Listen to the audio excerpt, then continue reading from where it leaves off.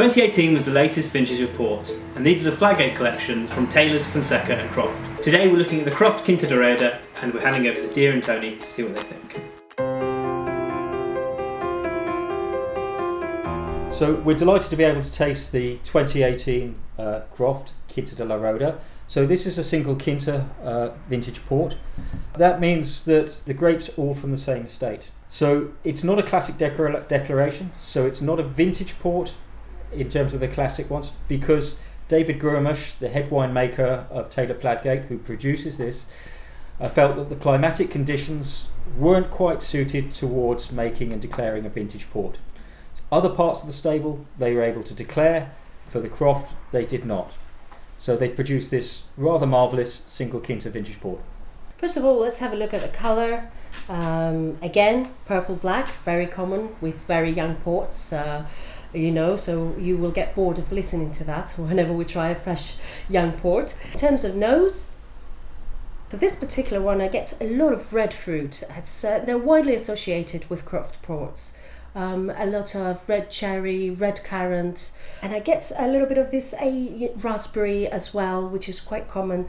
Licorice on the more developed side, and also it has some unique aroma there, Tony. Almost like a sort of balsamic. I'm getting a little bit of green on the nose as well, and certainly a little bit of balsamic to sort of just. Actually, that's the perfect comment, because I couldn't pinpoint what it was. It's actually that balsamic taste. It's fantastic. The nose. Shall we try? Well, please do. Let's have a go. I think the thing that comes across to me is the red fruit is certainly present.